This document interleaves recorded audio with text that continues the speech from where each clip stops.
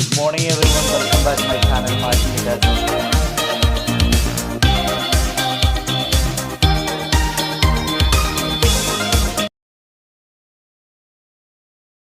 Hello and welcome to the Introduction to cPanel. cPanel is a graphical, web-based web hosting control panel designed to simplify administration of websites. You might even hear the term GUI used from time to time to describe cPanel, and basically that just stands for Graphical User Interface. Now all this stuff means is that cPanel has a bunch of easy to recognize images to show off the different applications. Now, we're going to check these out here in just a second. Now, I'm going to guess that you already have a domain name and a web hosting account, and that web hosting account offers cPanel and not Plesk or some other type of custom control panel. Now, you can access your cPanel control panel a couple of different ways, but you're going to need to go to your browser, and in this instance, you're going to enter your domain name /cPanel, that's C-P-A-N-E-L, and then we're going to log in with the username and password that was sent to us by our web hosting company in that first email we got when we first bought the service. Let's go ahead and do that first. Now I've got two different tabs here because these two tabs represent two different web hosting companies that I use. And that's going to demonstrate the different look or the different applications available depending upon the web hosting company you use. So in this case we've got our domain name in there, /. Well, you'd think I've done this before. And then type in C-P-A-N-E-L. And had I not just logged in earlier, I would have been presented with a login box. Let me go ahead and log out like this. And in this case, I would enter the username and the password that I received in that initial email from that web hosting service.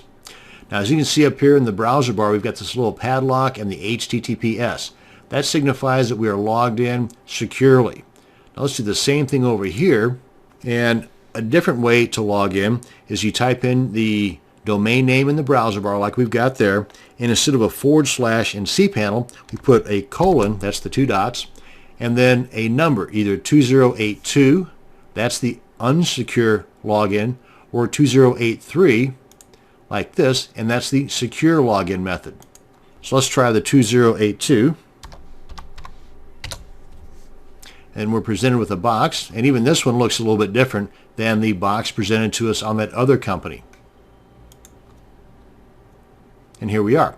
Now, another thing, in addition to being logged in not securely, which is fine for the most part, we're also left with our domain name in the browser bar. Whereas with this one here, that's logged in, or in this case, not logged in, but if it were logged in securely, it would have the server name instead of the domain name in the browser bar. Let's go ahead and log out of here and I'll show you what I'm talking about. Just 2083. And we're presented with the login box where we put the username and the password.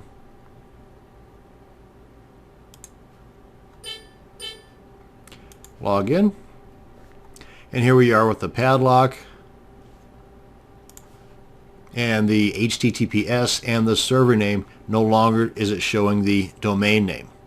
So those are the different ways in which you can log in. Now another way, which really isn't a way that's used very often, at least ways by me, and that is by using the IP address that is initially given to you when you first sign up with that hosting account.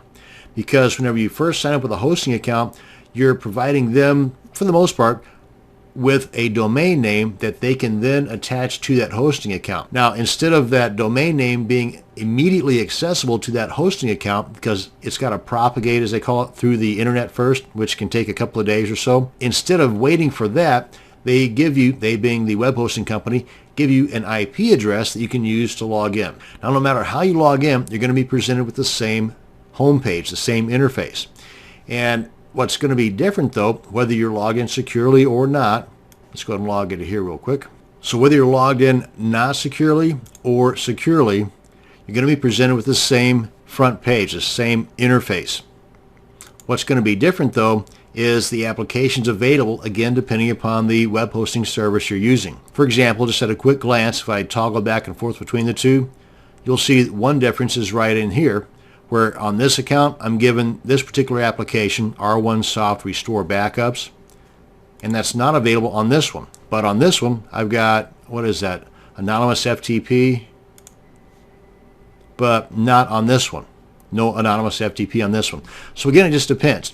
The thing though is that if you see an application or you encounter an application either through this video or another video or some other means, and it's something that you might be interested in using, simply contact your web hosting company and tell them, hey, what's the worst that's going to happen? They'll say no. But a similarity between cPanels, no matter what hosting account you're going to have, is the setup. You're going to have different panels with these different applications here. And on the left side, you're going to have a column of information, the stats, and you're going to have frequently accessed areas, which you can zip to by just clicking on the links here. These are areas that I've been frequently accessing, and you can do a search here, and there might be some notices in here too. Basically, I find this is more of an advertising area than anything else for the web hosting company. But under the stats here, be familiarized with what is available here, because in some scripts that you're going to use, they might require you to know the path to SendMail or the path to Perl. So at least ways now you know where it is. You may not have to ever know what it is, but at least now you know where it is in case you need to know. And you can collapse those stats, which is usually the case by default. Now over here under the different panels you've got, you can drag these back and forth to your own personal preference. So speaking of preferences, if you find that you never use this one, stick that puppy down at the very bottom. Put one of the more frequently accessed panels closer to the top. Again, just for convenience, just for personal taste. Totally up to you. And you can also collapse these guys just to get them out of the way, like so. And that's going to bring us to the end of this video on an introduction to cPanel. Thank you very much for watching, and you have a great day. In this video, we're going to create an email account for our domain name. In the Mail panel here, you just click on the Email Accounts, this guy right here, and then you enter the name for your email address right here. And if you've got several domain names assigned to this particular cPanel account, you'll have a drop-down box here, at which point you simply select the domain name that you want to create this email address for. Now, myself, I always create at least 3 email accounts for every one of my domain names. And this is just for me, but with a lot of different web hosting accounts, you can have an unlimited number of emails. Let's back up here and I'll show you what I'm talking about. Over here on the left panel, under email accounts, you'll see here where I've got an unlimited number available. And currently, I've got only 3 of those unlimited created. So we come on back here into email accounts. The ones that I create for every one of my domain names is name, that would be my name, at, then the domain name. Another one is sales, at, then the domain name. And the third one is support, at, then the domain name. Now, like with this particular web hosting account, I can have as many different email accounts as I want. So, for example, if I were to hire some outsourcing work, I can assign an email account for that particular person or persons. And once they've completed their task, then I can just come in and delete that particular email account. So in this case, let's go ahead and add Joe at this domain name, give it a password, and I'm going to use the password generator because that's usually pretty solid. Just copy this. And you can always hit this generate password to change this, and you want to tick that box there. And you've got some advanced options here, but that's a little beyond the scope of this video. Go ahead and click on use password, and be sure and paste that or save that password somewhere because that's going to come in pretty handy later on. Now here under the mailbox quota, you can either go with the default amount, or you can choose unlimited, or you can adjust this. Now you can always come back later on and adjust this if you find that you're using close to or getting ready to exceed the mailbox quota space that you've allotted yourself here. So really that's why I always go with unlimited, but that's just me. Then just click on create account. Now you see I've already got an error here because that one already exists. Anyway, that's how you go about creating it, and you know now what will happen if you try to create 2 email accounts with the same name. That said, you can always come in here and change the password. You can change the quota right here. That's what I was talking about here. And you can always just delete it here. Let's go ahead and see what's under the more options. Oh yeah, you can access the webmail account, and you can configure an email client. This email client they're referring to here is kind of like your Outlook Express or I think that might even be gone now. Windows Live Mail, or like in my case, I use Thunderbird, which is made by the folks that create Firefox. So we take a look at the Access Webmail. Tell you what, let's come on back here for a second. That would be this right here. Now, I don't use these myself because, like I said, I use Firefox. But anytime that you create an email account, they're automatically viewable here in any one of these because they all show the same thing. They just show them in different ways. For example, under Horde, this was probably the more powerful of the three. Click on Login. I say powerful because it also allows you to create filters, which is a little beyond the scope of this video, but you can create filters. You can do all kinds of stuff here. But here's where you can look at the inbox, the messages that have come in here, and these are the same things that would show up in my Firefox or my Outlook Express or my Outlook or Windows Live Mail or whatever third-party email client you might use. So we come on back here. Actually, I'm just going to go ahead and get out of here altogether. If we were to take a look at the email account, then come on down here to configure email client. In the event you were going to use this with like Windows Live Mail or Outlook 2000 or Outlook Express, then you've got the ability to do so right here. They can walk you through the entire setup process, and you've got all the details over here that you're going to need to be able to effectively activate that third-party email client. And there's a lot of other things you can do by creating additional email addresses. For example, you might be able to set up autoresponders or mailing lists set upon a particular email address that you create here. And that's going to bring us to the end of this video on creating an email account. Thanks for watching, and you have a great day. In this video, I want to talk to you about creating email forwarders. And in the mail panel of your cPanel control panel, what we're talking about is these guys right here, forwarders.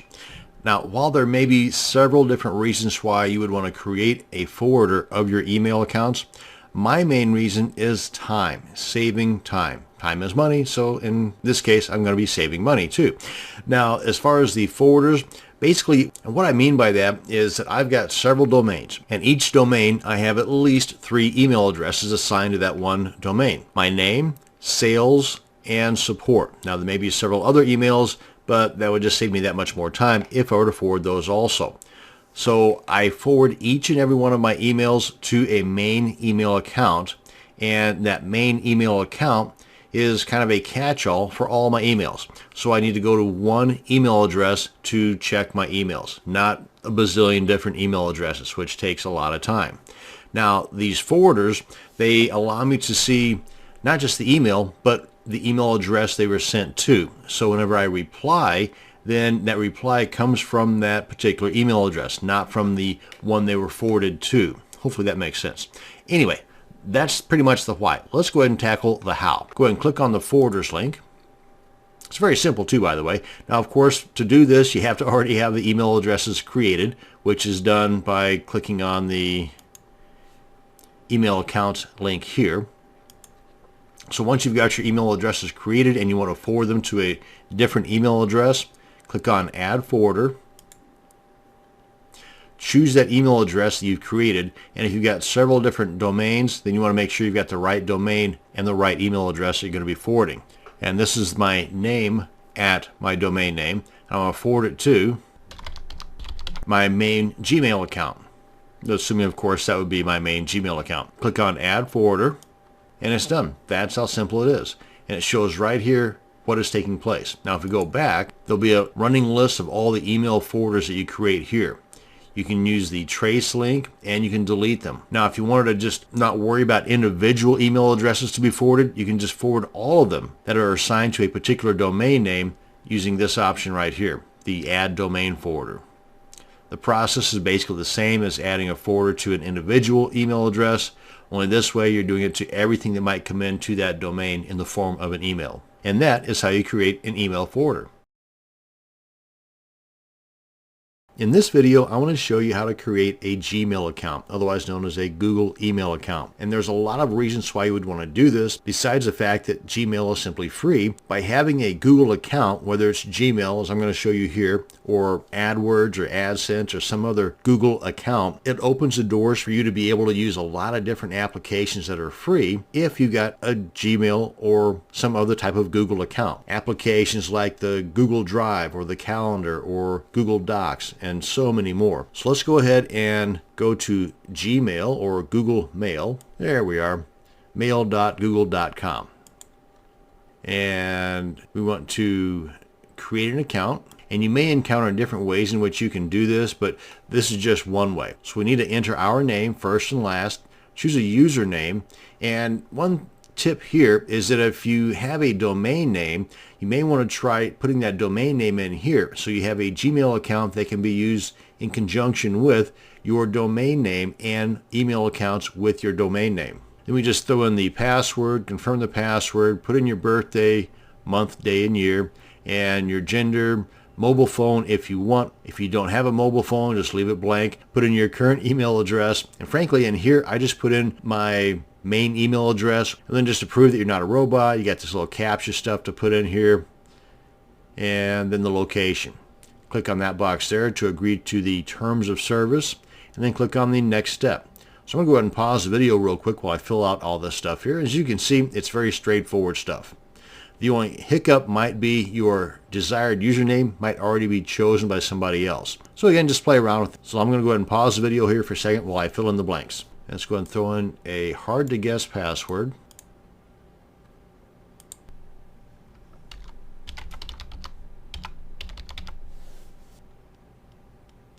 And if you want to use this alongside of a Google +1 account, then you make sure that box is checked. And as you saw, it's checked by default. So I'd say go ahead and leave it checked. Click on next step and see if we got everything right on this page. And we did. There's our new Gmail account right there. And we click on this here. It'll take us to the next page where we're logging in. And you got your welcome emails. And if you've got the time, I would say go through the process here to learn more in the Help Center and throughout all the Gmail stuff, more about what you can use your Gmail account for. That's going to bring us to the end of this video on creating a Gmail account. Thanks for watching, and you have a great day.